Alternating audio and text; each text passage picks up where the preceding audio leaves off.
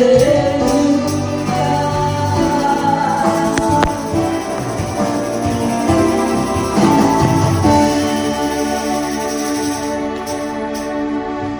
kita berdoa sebelum kita mendengarkan firman Tuhan.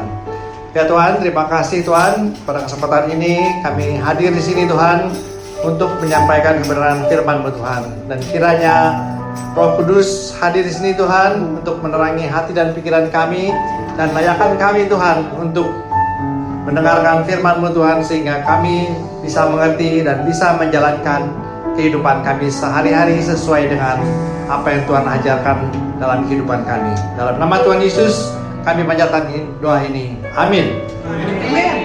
Amin. Shalom lagi saudara-saudara. Amin. Ya, kali ini saya berdoa untuk menyampaikan khotbah lagi. Temanya apa ya gitu ya. Tapi ujung-ujungnya akhirnya ke kitab Yohanes lagi. Ya. Jadi kita kiranya bulan ini banyak kita nggak bahas kitab Yohanes, ya. Nah, tema kali ini adalah guru agama belajar agama sama Yesus, ya. Kemarin Marta sama Maria, ya, juga belajar mendengarkan firman kepada Yesus, duduk di kaki Yesus si Maria. Nah, kali ini guru agama, ya.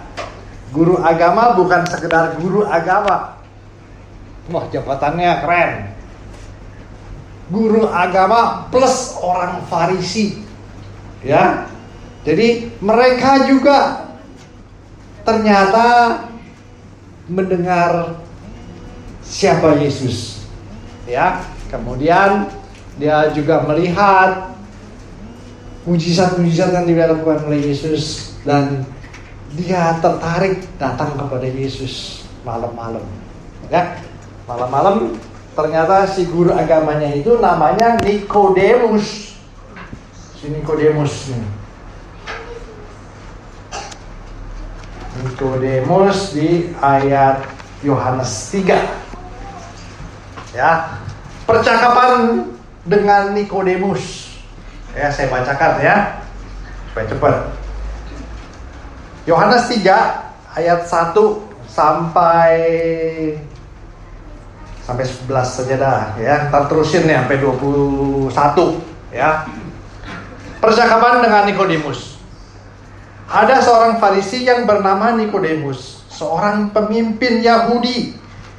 Ia datang pada waktu malam kepada Yesus dan berkata, "Rabi, kami tahu hanya engkau ya datang sebagai guru yang diutus Allah. Sebab tidak ada seorang pun yang dapat mengadakan tanda-tanda yang engkau lakukan itu, jika Allah tidak menyertainya." Yesus menjawab, "Sesungguhnya aku berkata kepadamu, jika seorang tidak dilahirkan kembali, ia tidak dapat melihat kerajaan Allah." Kata Nikodemus, "Bagaimana mungkin seorang dilahirkan kalau ia sudah tua? Dapatkah ia masuk kembali ke rahim ibunya dan dilahirkan lagi?" Jawab Yesus, "Sesungguhnya aku berkata kepadamu, jika seorang tidak dilahirkan dari air dan roh, ia tidak dapat masuk ke dalam kerajaan Allah. Apa yang dilahirkan secara jasmani bersifat jasmani, dan yang dilahirkan dari roh bersifat rohani. Janganlah heran, karena aku berkata kepadamu, kamu harus dilahirkan kembali. Angin bertiup kemana ia mau, dan engkau mendengarkan bunyinya, tetapi engkau tidak tahu dari mana ia datang, atau kemana ia pergi. Demikianlah halnya dengan tiap-tiap orang yang lahir dari roh." Kata Nikodemus kepadanya, "Bagaimana mungkin hal itu terjadi?" Jawab Yesus lagi nih. Jawab Yesus, "Engkau guru orang Israel dan engkau tidak mengerti hal-hal itu." Ya. Terus, "Sesungguhnya aku berkata kepadamu, kami berbicara tentang apa yang kami ketahui dan Kami bersaksi tentang apa yang kami telah lihat, tetapi kamu tidak menerima kesaksian kami. Kamu tidak percaya waktu aku berbicara kepadamu tentang hal-hal duniawi. Bagaimana kamu akan percaya aku berbicara hal-hal sorgawi? Ya, diterusin nih ntar ya, baca sampai ayat 21. Ya, jadi Yesus banyak menjawab ya atas pertanyaan-pertanyaan Nikodemus. Ya, jadi yang lebih banyak bicara Yesus terakhir. Ya, Nikodemus hanya terpaku dan diam mendengarkan apa yang Yesus katakan. Nah, jadi kali ini nih orang Farisi, kita semua orang udah tahu kan, kalau orang Farisi itu suka berdoa di tengah jalan, ya, suka dipuji, ya, suka apalagi munafik, ya. Ada disebutkan orang Farisi itu suka menaruh beban kepada orang lain, tapi dia nggak mau pikul bebannya, ya, katanya gitu. Jadi banyak cerita mengenai orang Farisi, sifat-sifat orang Farisi. Dan salah satu orang Farisi yang kita tahu dari Alkitab selain Nikodemus adalah Rasul Paulus. Ya, Rasul Paulus dia mengatakan dia nih kurang apa sih katanya di Filipi 3. Saya lebih Ibrani daripada orang Ibrani katanya. Coba deh baca Filipi 3. Filipi 3.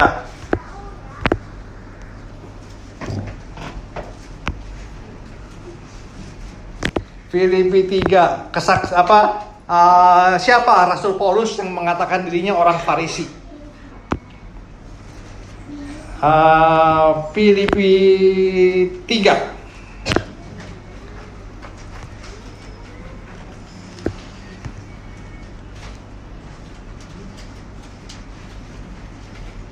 Jika orang lain menyangka dapat menaruh percaya pada hal-hal lahiriah, aku lebih lagi, dibilang, disunat pada hari ke-8 dari bangsa Israel, dari suku Benyamin, orang Ibrani asli. Tentang pendirian terhadap hukum Taurat, aku orang Farisi. Tentang kegiatan, aku menganiaya jemaat. Tentang kebenaran, aku mentaati hukum Taurat. Tanya. Aku tidak bercacat, tapi apa yang dahulu merupakan keuntungan bagiku saat sekarang kuanggap rugi karena Kristus. Ini kesaksian orang Farisi. Rasul Paulus, ya, kurang apa dia? Ya, tapi Tuhan menjamah dia, ya, sehingga dia waktu pulang jalan dia melihat cahaya terang sehingga dia buta 3 hari, ya. Nah, inilah namanya orang Farisi itu. Kurang apa, ya? Nah, ini salah satu lagi guru agama, Nikodemus. Kurang apa Nikodemus, ya? Orang Farisi juga sama modelnya. Oh, namanya Farisi itu orang yang dipisahkan, orang yang dianggap lebih daripada orang-orang Israel Jews yang biasa. Dia lebih tahu semuanya, lebih tinggi semuanya, pengamat. Kalau orang salah dia tegur, Yesus salah dia tegur, pengamat sejati. Tapi ya itu kadang-kadang munafik, ya. Yesus tahu. Yesus sendiri sebel sama orang Farisi, ya. Di Matius 23 cerita mengenai orang Farisi dari Yesus. Coba kita lihat Matius 23. Waduh, Yesus cerita orang Farisi itu sampai 1 bab. Matius 23. Yesus mengecam ahli-ahli Taurat dan orang Farisi. Ya, banyak tuh. Kalau mau kenal orang Farisi itu seperti apa, Yesus tuh lebih tahu. Ya, karena Yesus tahu hatinya, ya. Kata Yesus, ahli-ahli Taurat dan orang-orang Farisi telah menduduki kursi Musa. Sebab itu turutilah dan lakukanlah segala sesuatu yang mereka ajarkan kepadamu. Tetapi jangan kamu turuti perbuatan-perbuatan mereka, karena mereka mengajarkannya tapi tidak melakukannya. Ya. Mereka mengikat beban-beban berat, lalu meletakkannya di atas bahu orang, tetapi mereka sendiri tidak mau menyentuhnya, nggak mau mikulnya. Semua pekerjaan yang mereka lakukan hanya dimaksud untuk dilihat orang. Mereka memakai tali sembahyang yang lebar dan jubah yang panjang. Mereka suka duduk di tempat terhormat dalam perjamuan dan tempat terdepan di rumah ibadat. Nah, panjang nih ceritanya. Ya, Yesus saja kesel dan sebel gitu ya, bahasa Jakartanya. Sebel sama orang Farisi. Karena sifatnya begitu. Ya, mau dihormatin, munafik.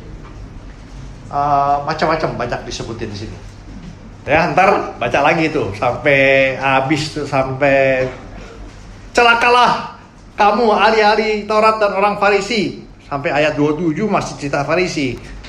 Celakalah kamu orang ahli Taurat dan orang-orang Farisi, kamu orang-orang munafik. 29 masih. Terus sampai 36. Buset dah. Jadi cerita Yesus mengenai orang Farisi Matius 23 sampai 36.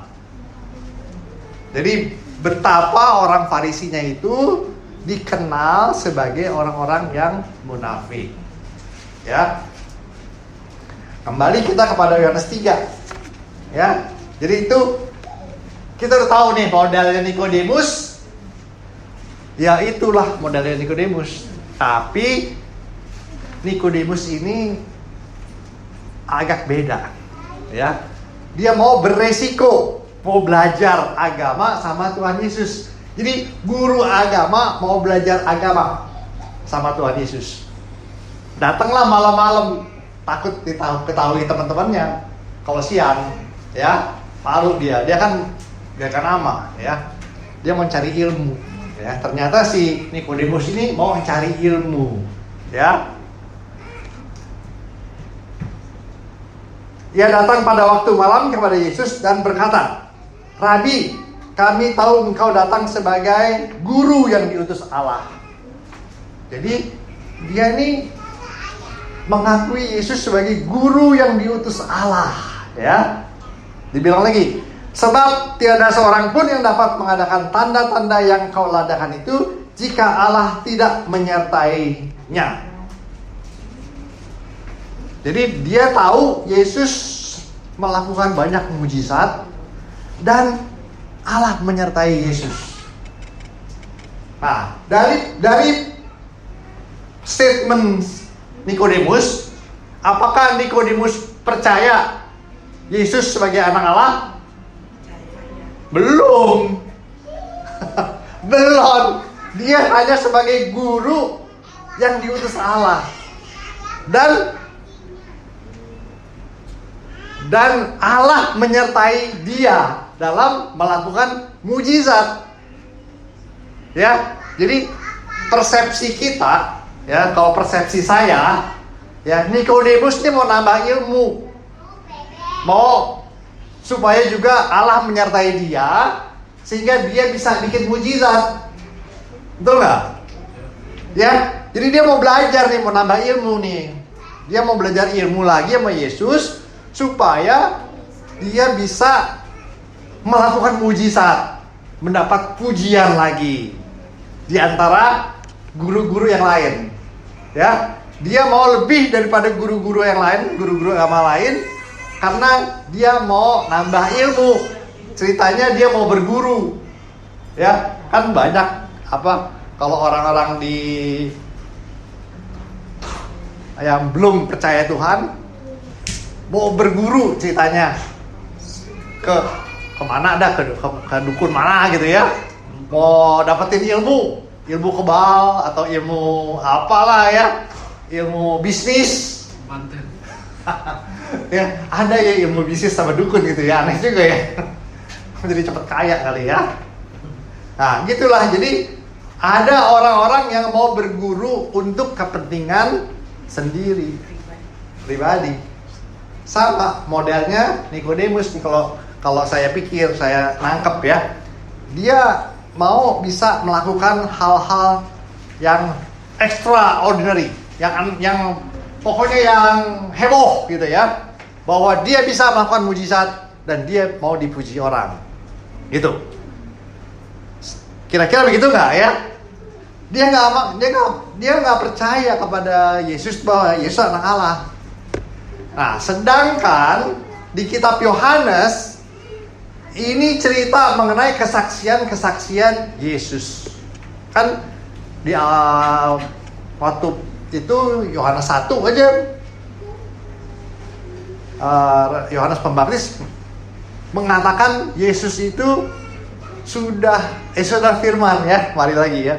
Firman udah ada bersama-sama dengan Allah dan Yesus itu Allah ya. Jadi udah disebutin sama Yohanes Pembaptis. Jadi semua kitab Yohanes cerita mengenai ketuhanan Yesus. Ya, jadi yang baru belajar agama atau yang baru menjadi anak Tuhan, kitab Yohanes adalah sumber yang tepat untuk kita baca. Ya. Nah, Nikodemus ternyata salah satu dari orang Farisi yang datang kepada Yesus. Karena kitab kita sekarang ini dibagi-bagi, ya, ada pasal 3, pasal 4. Zaman dulu mah enggak. Zaman dulu mah tulisan terus gitu. Sekarang kan enak. Pasal 3 mengenai percakapan dengan Nikodemus. Ya, terus kita mundur dikit.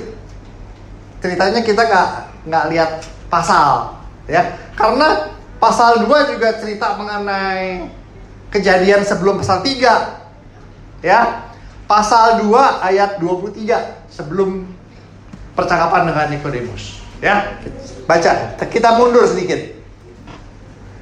Sementara ia di Yerusalem selama hari raya Paskah. Nah, ini Yesus nih. Yesus tuh di Yerusalem selama hari raya Paskah. Banyak orang percaya dalam namanya. Ya. Jadi Yesus diceritakan di Yerusalem banyak melakukan hal-hal mujizat. Terus banyak orang percaya dalam namanya. Karena mereka telah melihat tanda-tanda yang diadakannya. Jadi banyak mujizat yang dilakukan oleh Yesus sehingga orang percaya. Ya. Namun Yesus sendiri tidak mempercayakan dirinya kepada mereka. Ya. Yesus tuh nggak mempercayakan kata-kata manusia, ya, dibilang. Karena ia mengenal semua manusia. Nah, ini kitab Yohanes menjelaskan. Yesus tuh tahu dan mengenal semua manusia. Nah, inilah keilahian Yesus. Dan karena tidak perlu seorang pun bersaksi kepadanya tentang manusia, sebab ia tahu apa yang ada di dalam hati manusia. Nah, inilah statement lagi dari Rasul Yohanes. Ia tahu tentang apa yang ada di dalam hati manusia. Salah satunya ini mereka-mereka yang percaya kepada perbuatan-perbuatan Yesus itu imannya masih cetek. Ya. Jadi percaya doang karena lihat mujizat. Besok lupa. Ya. Tapi kalau Nikodemus udah lihat, mau, ya, mau punya mujizat,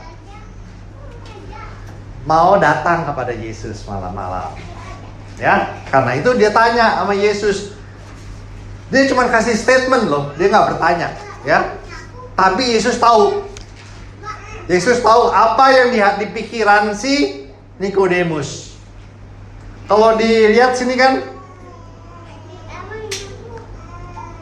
Rabi, panggilnya Rabi ya, nggak Tuhan, ya. Kalau Maria sama Marta masih mending, panggil Tuhan. Ya. Kalau ini Rabi, kami tahu bahwa engkau datang sebagai guru yang diutus Allah. Dia nggak bertanya ya, dia cuma statement ya. Sebab tidak ada seorang pun yang dapat mengadakan tanda-tanda yang engkau adakan jika Allah tidak menyertainya. Tapi Yesus menjawab, aneh juga ya. Jadi si Nikodemus hanya memberi statement, tapi Yesus tahu maksud statementnya itu apa. Ya, Yesus tahu hati Nikodemus. Ternyata kalau menurut kita Nikodemus itu mau belajar agama, mau dapat bisa mujizat. Ya. Tetapi Yesus melihat hatinya Nikodemus sebagai orang yang sombong, yang merasa sudah punya kunci sorga, sudah tidak memerlukan Yesus lagi, dan dia ceritanya bangga nih udah jadi guru agama. Dia udah punya kunci sorga, dia pasti masuk sorga. Makanya Yesus jawab, karena Yesus tahu hati mereka. Jadi jawaban Yesus adalah mengenai keselamatan sebetulnya. Ya, jadi orang Farisi ini merasa udah selamat, namanya dia ahli agama, ahli hukum Taurat. Jadi dia nggak tanya mengenai keselamatan, tapi Yesus menjawab apa yang ada di hati si Nikodemus. Nah, dia bilang,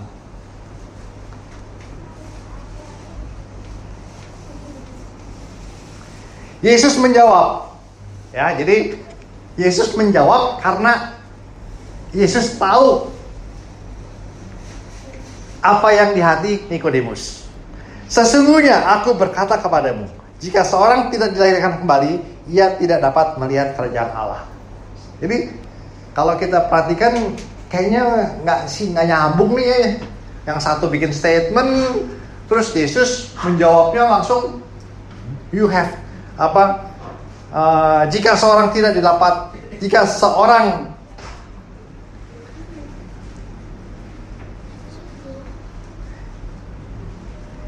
sesungguhnya aku berkata kepadamu, jika seseorang tidak dilahirkan kembali, ia tidak dapat melihat kerajaan Allah. Nah, jawaban Yesus, orang itu harus dilahirkan kembali untuk bisa melihat kerajaan Allah. Maksudnya untuk bisa masuk ke dalam sorga, ya. Bingung lagi si Nikodemus. Lahir lagi Rabi? Masa saya mesti masuk lagi ke rahim ibu saya? Nah, jadi disinilah poin pengajaran Yesus, ya. Yesus tuh menganalogikan kelahiran jasmani dengan kelahiran rohani. Siapa di antara kita waktu kita lahir jasmani kita ikut berperan? Ada nggak peran kita? Tahu-tahu kita brojol dari perut ibu, jadi bayi. Sekarang kita beragama Kristen dan ikut percaya Yesus, ya. Tapi ada juga yang brojol dari perut ibunya, dilahirkan, dia lahir jadi dalam keluarga Muslim, gitu, ya kan? Ada yang lahir dalam keluarga Buddha misalnya. Jadi apakah kita punya peran waktu kita dilahirkan? Ada nggak? Nggak ada peran kita.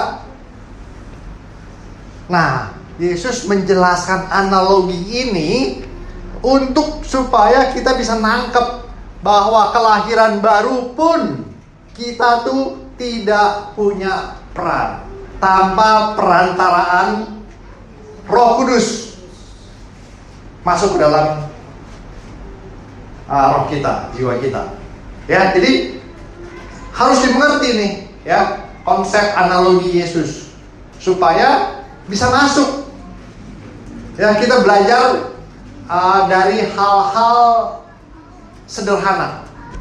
Lahir, ya take it for granted, gue udah lahir gitu kan. Kalau kita merenungkan, aduh bersyukur ya, saya lahir, kemudian saya besar, saya bisa mengenal Yesus. Ada lagi saudara-saudara kita, walaupun saudara kandung, tetapi sesudah besar, sekolah Kristen, tapi lain, jalannya lain. Ya, nah ini gitu juga. Jadi born again itu adalah konsep yang sederhana, tetapi ada unsur mistisnya, ada unsur rohaninya, ya. Karena Rasul Yohanes Pembaptis ini memang spesialis menceritakan hal-hal yang rohani. Ya, kitab Wahyu dia juga yang menulis. Nah, jadi kita nih di Indonesia, ya, kita banyak hal-hal kejadian-kejadian yang kita alami bila saudara kita kerasukan setan. Apalagi si Bunda, spesialis ngusir setan. Ya, jadi kita nih udah lihat dengan mata kepala kita sendiri, ya. Ada ritual-ritual yang menjurus ke sana. Ada ritual-ritual yang kita buka diri, ya. Kita buka diri, ada celah, kita bisa kerasukan. Nah, di sini kita diajarkan lagi bahwa orang itu harus dilahirkan kembali, harus born again, dilahirkan oleh air dan roh. Ya, maksudnya air di sini juga dapat dijelaskan bahwa harus dibaptis. Ya, air dan roh harus disucikan, ditahirkan. Gitu. Jadi sederhana tapi mendalam pengajaran Yesus. Ya. Nah, Yesus sendiri sebelum dia memulai pelayanannya, dia minta dibaptis oleh Yohanes. Dan Yohanes menjadi saksi mata, dia lihat ada roh Allah turun waktu Yesus dibaptis. Nah, demikian juga kita, ya. Kita, saudara-saudara kita harus lahir baru. Akhirnya kita harus di-reset, ya. Kita harus menjadi manusia baru, ciptaan baru. Dan begitu kita lahir baru, kita harus belajar. Jadi kita masih bayi lagi, ya. Kita di-reset rohani kita. Harus mengikuti Bapak kita. Kita sudah diangkat anak, ya. Kita sudah diberikan hati yang baru. Nah, itulah arti dari lahir baru. Jadi Yesus melihat Nikodemus sebagai orang yang belum selamat. Ya. Jadi Yesus memberikan jawaban yang melebihi apa yang Nikodemus pikirkan. Nikodemus pikir udah beres semuanya, dia tinggal minta tambahan ilmu, nama dia makin tinggi. Tetapi Yesus langsung memberikan, you have to be born again. Born again ini disebutkan sampai berapa kali? 3 kali atau 4 kali. Kamu harus dilahirkan kembali. Itu lebih tegasan itu, ya. Kan dia bilang pertama, Yesus menjawab, sesungguhnya aku berkata kepadamu, jika seorang tidak dilahirkan kembali, ia tidak dapat melihat kerajaan Allah. Nah, kan Nikodemus tanya, bagaimana mungkin? Nah, tapi jawab Yesus lagi, sesungguhnya aku berkata kepadamu, jika seorang tidak dilahirkan dari air dan roh, ia tidak masuk dalam kerajaan Allah. Tadi lihat, ya, melihat kerajaan Allah. Sekarang Yesus menegaskan, kalau nggak dilahirkan dari air dan roh, tidak dapat masuk dalam kerajaan Allah. Artinya kamu belum selamat. ya Nikodemus, kamu tuh belum selamat. Kamu harus dilahirkan oleh air dan roh. Terus di ayat 7, nggak langsung dia to the point lagi. Ayat 7 ya. Janganlah heran karena aku berkata kepadamu, kamu harus dilahirkan kembali. Nah, ini langsung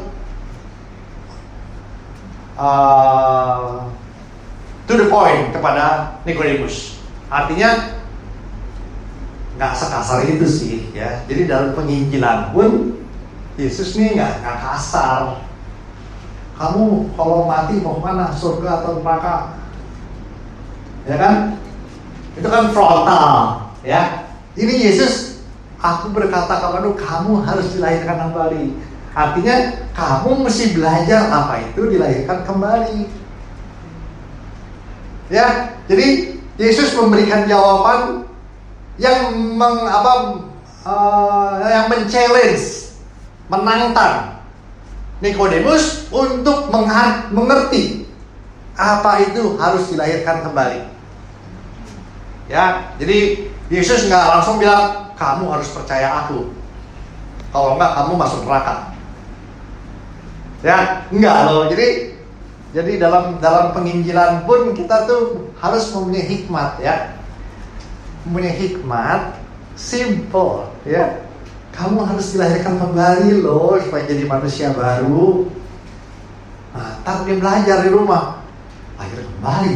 Apa itu lahir kembali? Oh, lahir air dan roh. Oh, ternyata kalau air dan roh tuh aku harus dibaptis, ya kan? Oh, kalau orang Kristen mah udah born again tuh udah tahu. Oh, ini Kristen baru, born again Christian. Nah, melahirkan kalau itu harus dibaptis. Sebelum dibaptis harus apa? Harus percaya Yesus sebagai Tuhan dan Juru Selamat. Jadi jawaban Yesus mengundang kita untuk men-challenge Nikodemus untuk meneliti lebih lanjut kata-kata Yesus yang nggak frontal, ya, nggak membuat dia down, nggak membuat dia malu, ya. Jadi kata-kata Yesus itu men-challenge untuk kita belajar lagi mengenal Dia. Terus dibilang sama Yesus lagi,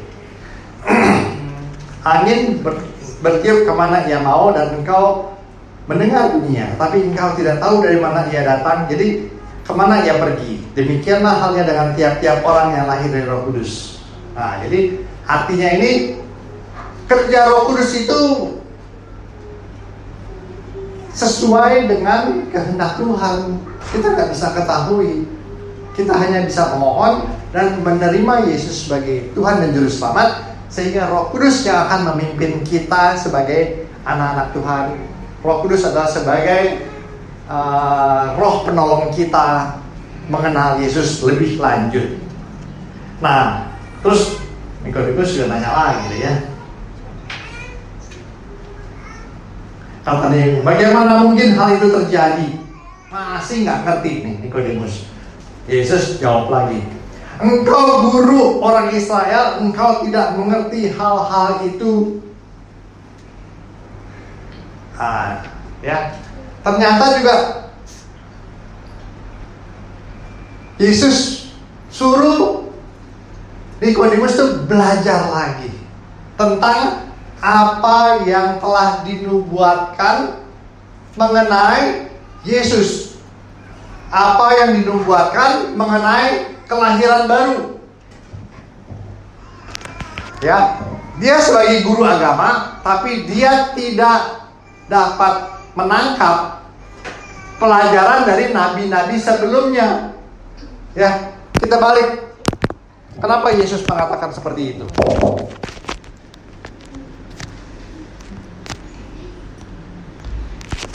Bilang guru agama, kok kamu nggak ngerti sih mengenai kelahiran baru, hal-hal duniawi. Yesus sudah ngomong hal-hal duniawi, apalagi Yesus ngomong hal-hal surgawi katanya.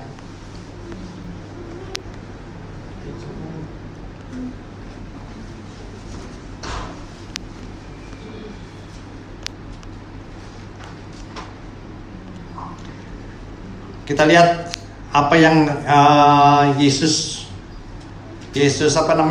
merefer ayat di mana, ya.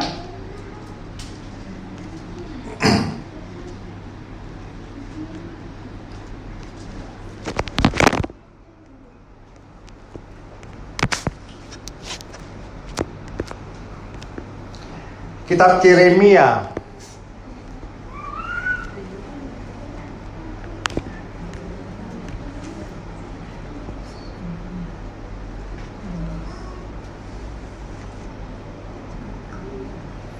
Yeremia 31 ayat 33. Ya, jadi di kitab Perjanjian Lama udah disebutin di Yeremia 31 ayat 33. Tetapi beginilah perjanjian yang kuadakan dengan kaum Israel. Sesudah waktu itu demikianlah firman Tuhan.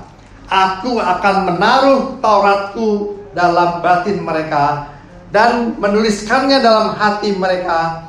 Maka aku akan menjadi Allah mereka dan mereka akan menjadi umatku. Jadi udah ditulis tuh di kitab Yeremia. Ya. Kemudian di Ezekiel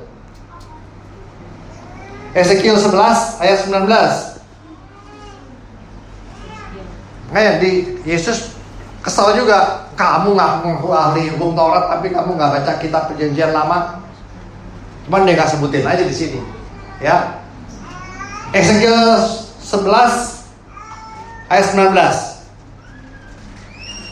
Aku akan memberikan mereka hati yang lain dan roh yang baru dalam batin mereka. Aku akan menjauhkan dari tubuh mereka hati yang keras dan memberikan hati yang taat, supaya mereka hidup menurut segala ketetapanku dan peraturan-peraturanku dengan setia. Maka mereka akan menjadi umatku dan aku akan menjadi Allah mereka. Inilah yang dimaksud. Kamu sebagai guru agama kok gak menangkap sih apa yang ditulis oleh Nabi Yeremia dan Ezekiel, ya. Nah, inilah. Jadi sehingga terbukalah mata Nikodemus. Ya, akan harusnya dia lahir baru dan sesungguhnya dia belum selamat. Nah, ya baptisan itu kita tahu ya bahwa kita harus, kalau di sini kan anak-anak harus katekisasi dulu ya, mesti mengenal Yesus, mesti tahu pelajarannya, baru ditanya, udah siap? Yakin Yesus sebagai Tuhan dan Juru Selamat? Nah, kalau iya, saya percaya, saya yakin, barulah ia dibaptis. Sehingga Roh Kudus akan bekerja, kita akan diadopsi sebagai anak Allah dan kita menjadi manusia yang baru. Hati kita yang keras diperbaharui.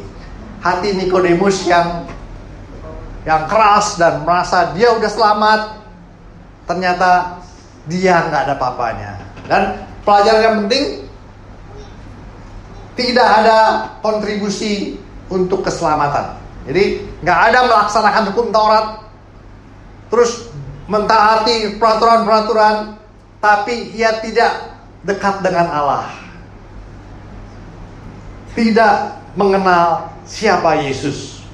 Ya, jadi agama Kristen itu bukan sekedar agama, adalah kita mempunyai hubungan pribadi dengan Tuhan, dengan Yesus Kristus.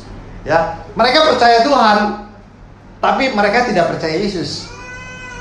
Ya, jadi sia-sia. Ya, mereka percaya hukum Taurat, tapi mereka tidak percaya nubuatan-nubuatan yang udah disebutin oleh nabi-nabi sebelumnya, akan datang Mesias, Yesus yang turun sebagai anak Allah, lahir dari perawan Maria, ya, yang merupakan firman dan menjadi manusia seperti kita. Itulah Yesus Tuhan kita. Ya.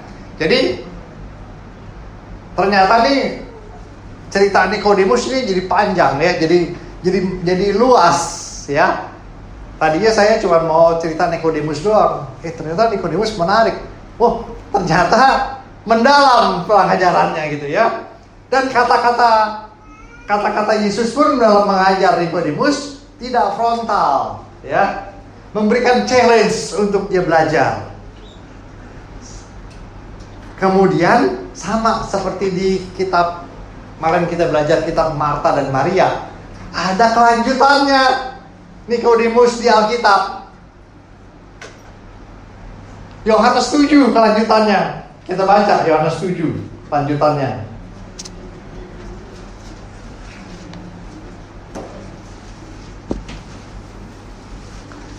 Ya. Jadi Nikodemus dibela oleh Yesus, dibela oleh Nikodemus. Jadi tadi Yohanes 3, ya. Kemudian Yesus di antara orang Farisi yang Yesus mau dikejar-kejar, mau dihukum, tapi Nikodemus berani pasang badan. Ya, udah mulai timbul imannya bahwa dia harus maju membela Yesus. Ya, Yesus dibela oleh Nikodemus ayat 45.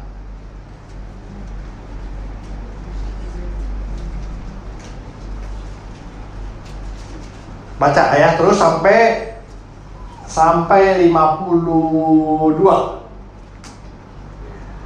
Saya hanya berikan jawaban Nikodemus. Nikodemus salah seorang dari mereka yang dahulu datang kepadanya berkata kepada teman-temannya, apakah hukum Taurat kita menghukum seseorang sebelum dia didengar dan sebelum orang mengetahui apa yang telah dilakukannya? Yesus ternyata Nikodemus hanya men-challenge lagi, ya. Jadi pembelanya Nikodemus hanya men-challenge juga sesama-sama orang Farisi. Kita tuh kalau menghukum harus ada dasarnya katanya. Nggak bisa kita langsung seret Yesus tanpa ada saksi, ya, sebelum dia didengar dan sebelum orang mengetahui apa yang telah dilakukannya, ya. Jadi dalam pembelaan ini Nikodemus juga udah belajar bijaksana, ya. Dia memberikan pembelaan, merefer juga hukum Taurat bahwa itu nggak bisa sembarangan kita. Terus jawab mereka, apakah engkau juga dari orang Galilea?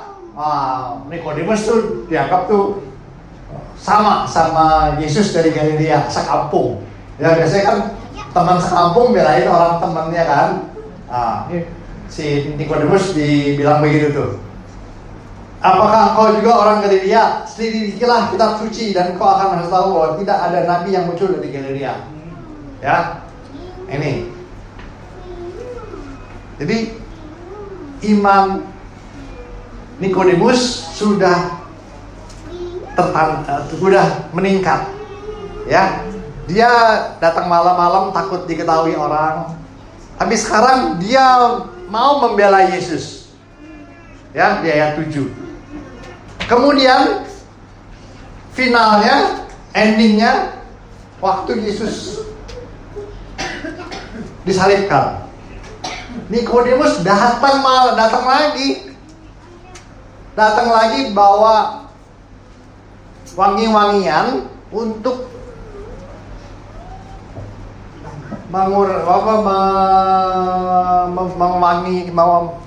mengurapi, ya, mur dan kemenyan untuk tubuh Tuhan Yesus supaya wangi.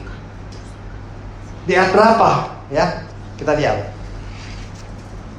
Nah, inilah jadi kesaksian dari Nikodemus yang menjadi murid Yesus sekarang, ya. Di ayat 19 ayat 39.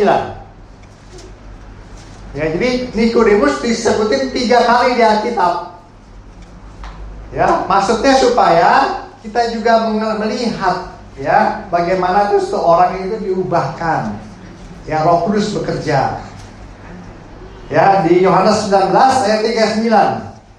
Datanglah, setelah Yesus meninggal, nanti diturunkan, ya. Datanglah juga Nikodemus, orang yang dahulu pernah datang kepada Yesus pada malam hari. Disebutin juga tuh, ya. Yohanes menyebutkan juga Nikodemus pernah datang malam hari. Ia membawa campuran minyak mur dan minyak gaharu, kira-kira 30 kg beratnya. Kira-kira di sini 30 saya ya. Itu dalam satuan orang Israel kati. Satuan Di kitab aslinya King James 50 pound. 50 pound. Kalau kita bayangkan dia bawa sekoper. Ya, sekoper campuran minyak mur dan minyak gaharu. Nggak, kira-kira nggak? Ya ini kaya ini Nikodemus.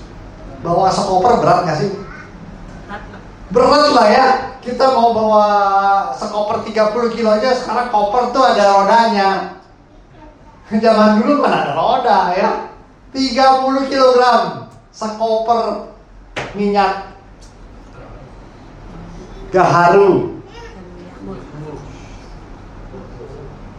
minyak mur dan minyak gaharu. Mereka mengambil mayat Yesus, mengafaninya dengan kain linen dan membubuhinya dengan rempah-rempah menurut adat orang Yahudi bila menguburkan mayat. Nah, jadi inilah finalnya ya. Kitab Yohanes mau menjelaskan Nikodemus sudah berubah menjadi murid Yesus. Nikodemus adalah orang yang pertama-tama datang ya ke kubur Yesus dan mau mengafani dengan wangi-wangian. Bawanya nggak tanggung-tanggung sekoper. Dan pasti udah siang benderang bukan malam-malam nih. Ya. Jadi itulah kesaksian Nikodemus, bagaimana ia di-challenge oleh Yesus untuk belajar merefer kembali ke perjanjian lama yang tadi ya, merenungkan kembali ayat-ayat perjanjian lama. Oh, ternyata memang harus ada, Allah akan memberikan hati yang baru ya kepada bangsa Israel, kepada mereka yang percaya, dan dia percaya sekarang Yesus adalah anak Allah, Tuhan ya. Jadi kita banyak belajar dari kitab Yohanes ya. Kita banyak belajar hikmat bagaimana kita memakai kesaksian ini dengan kata-kata yang bijak ya, supaya tidak frontal ya waktu kita memberikan kesaksian, tetapi kita men-challenge seseorang untuk belajar, untuk membaca ya, ayatnya di mana dia baca pelan-pelan. Kitab Yohanes dibaca ya kan, terus bacanya sampai habis. Nah ini yang tadi itu siapa tuh orang Farisi, dia baca lagi. Oh iya nih, gue mirip-mirip juga orang Farisi ya, gue sombong, gue begini. Nah jadi kitab suci ini mempunyai, karena firman Tuhan mempunyai kuasa ya, mengubahkan kita supaya kita waktu membaca kita mengerti dan Roh Kudus bekerja dan kita percaya Tuhan Yesus adalah Tuhan dan Juru Selamat kita. Amin ya. Jadi itulah kisah Nikodemus yang disebutkan 3 kali sehingga kita tahu perjalanan iman Nikodemus. Dan Tuhan sendiri yang mengenal hati setiap manusia. Kalau saya menangkap Nikodemus ini mau cari ilmu, cari mujizat. Tapi Yesus membaca hati Nikodemus. Hai, kamu ini masih orang berdosa. Kamu belum selamat. Kamu perlu lahir baru. Itu. Ya, mari kita berdoa. Ya Tuhan, terima kasih Tuhan.